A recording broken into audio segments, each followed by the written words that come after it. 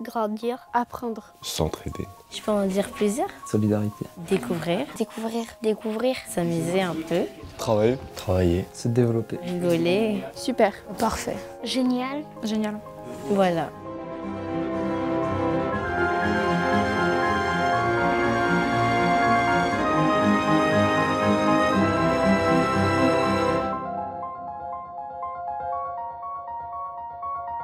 Fondé par la Congrégation des Frères des Écoles chrétiennes, le réseau La Salle est un ensemble d'établissements catholiques qui rassemble 4000 religieux et 90 000 éducateurs dans le monde entier. L'œuvre lasallienne est présente en France dans 138 établissements sous contrat, allant de la maternelle aux études supérieures. Elle offre à 136 000 élèves un enseignement général et de nombreuses formations professionnelles et propose des accompagnements spécifiques pour les élèves en difficulté.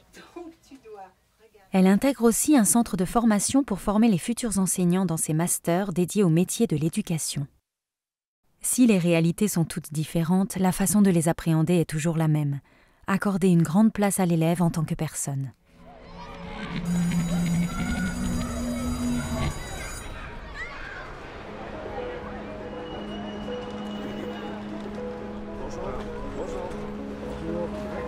Bonjour. Hop là. Bonjour. Je trouve que l'exercice du portail est absolument fondamental parce qu'on voit la température de l'établissement le matin. On voit les enfants qui visiblement ne vont pas très bien, celui qui visiblement n'est pas en forme, celui qui est préoccupé, celui qui au contraire est très content. C'est ça, connaître les personnes, c'est les rencontrer dans des lieux non formels. Un regard de frère. Un regard de frère, c'est-à-dire que ces jeunes-là, ce sont bien sûr des jeunes qu'il faut conduire vers des réussites scolaires, mais ces jeunes sont bien plus que des élèves. Ce sont d'abord des jeunes sur lesquels nous posons un regard d'avenir, c'est-à-dire qu'on les rêve demain, ces jeunes-là. Pour rêver quelqu'un, il faut entrer en relation avec lui. On ne peut pas rêver quelqu'un simplement sur ses performances ou ses non-performances. C'est d'abord une espèce de mystère qui nous invite à la rencontre et qui nous invite à la bienveillance. Dans nos établissements, comment on accueille les différences, les difficultés, les fragilités, comment on prend ça en compte à tous les points de vue, donc économique, mais aussi affectif, social, familial, etc. L'enseignement, en tout cas, ne doit pas être déconnecté de ce que vivent les enfants dans leur quotidien. Ce qui me semble être fondamental pour qu'un jeune réussisse sa scolarité, c'est la notion de bien-être. Pour moi, c'est bien au-delà des exigences scolaires, pédagogiques.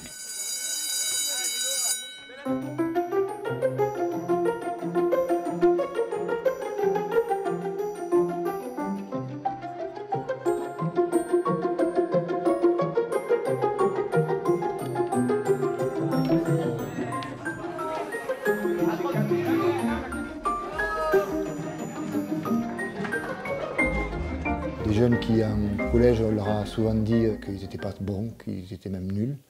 Et donc, la première chose, c'est de valoriser ce qu'ils font et de valoriser ce qu'ils disent. Leur montrer qu'on n'est pas là contre eux, mais qu'on est là, à leur côté, avec eux, pour essayer d'avancer. Et après, de les faire réfléchir, de les faire se poser des questions. Et que petit à petit, ils puissent créer, entretenir avec nous des liens qui ne se limitent pas aux liens strictement scolaires. Certains jeunes, lorsqu'ils rencontrent des difficultés, spontanément, tapent à la porte du bureau. « Monsieur Kourou, est-ce que je peux prendre 5 minutes? Est-ce que je peux venir vous voir?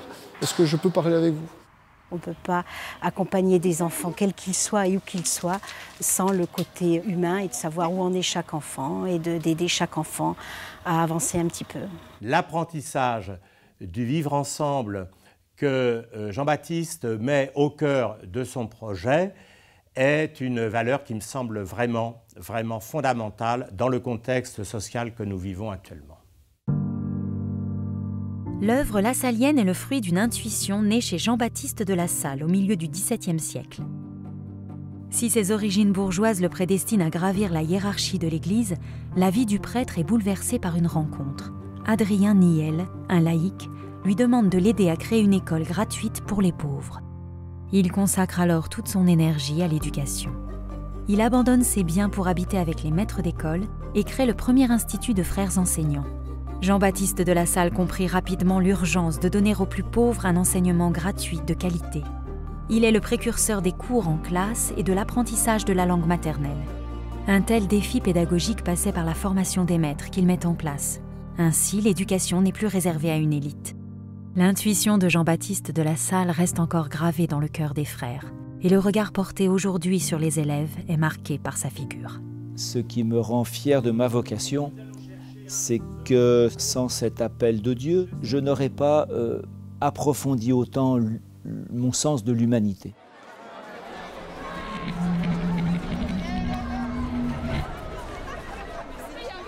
De La Salle a voulu que les religieux portent, les premiers maîtres, le nom de frères.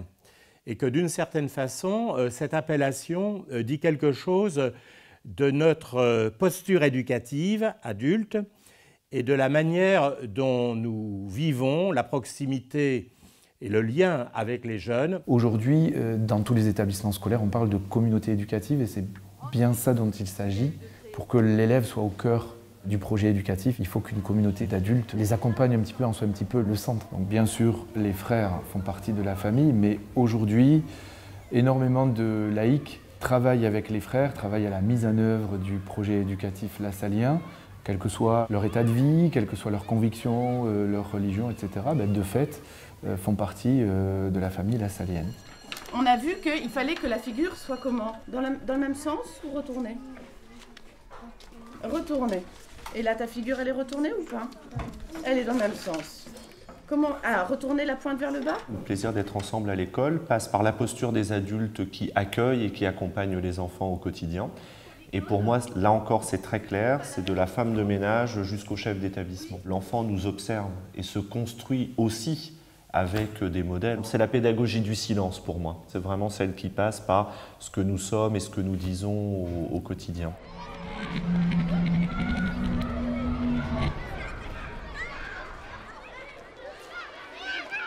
La règle permet à chacun de se dire, pour bien vivre ensemble, il faut que je respecte celui qui est à côté de moi. Dire bonjour, dire au revoir, apprendre à accepter la différence pour pouvoir travailler en équipe. J'ai le droit de ne pas penser comme mon camarade, mais je dois le respecter. Sur les bulletins, par exemple, trimestriels ou semestriels, vous avez certes des notes, mais vous avez aussi des compétences qui sont évaluées par l'ensemble des enseignants pour savoir où ils en sont par rapport aux sociabilités. Mais c'est aussi dans les travaux de tous les jours, organiser le cours pour faire en sorte que les élèves soient obligés de se mélanger. Et au lieu de voir en fait ce qui les oppose, petit à petit, essayer de découvrir finalement ce qui les ressemble, ce qui fait qu'en effet, ensemble, ils vont pouvoir à un moment donné atteindre les objectifs du projet. Et ce qui me semble important, c'est de ne jamais oublier le camarade pour réussir. C'est un peu comme sur une ligne de rugby, vous savez, pour marquer l'essai. On se passe tous la balle comme ça, les uns après les autres. Être ensemble, c'est pouvoir accepter aussi individuellement les difficultés, c'est pouvoir les partager. Et le fait de les partager, je crois, fait grandir.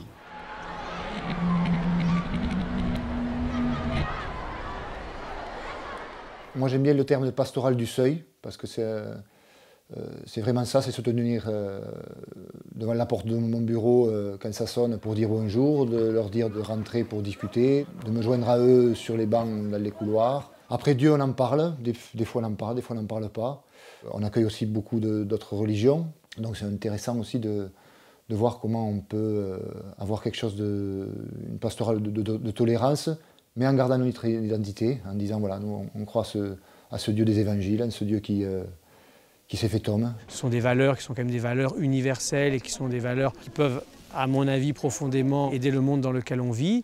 Ce sont aussi des manières de vivre, de se donner entièrement, de témoigner d'un engagement. Ce qui reste aujourd'hui de la vision de Saint Jean-Baptiste de La Salle, c'est que ces métiers de l'éducation, ces métiers de l'enseignement, sont d'abord des métiers d'une très grande dignité et d'une très grande urgence. Et le fait qu'il y a maintenant un peu plus de 3 siècles, Saint Jean-Baptiste de La Salle ait mis ce métier directement sous le regard de Dieu, comme étant une expression de l'appel de Dieu. Je crois qu'aujourd'hui, ça reste pertinent, y compris pour les très nombreux partenaires laïcs qui travaillent dans nos établissements et qui découvrent, eux aussi, que leur métier, même s'il n'est pas toujours reconnu socialement, et ce métier demeure d'une très grande dignité et donc d'une très grande nécessité.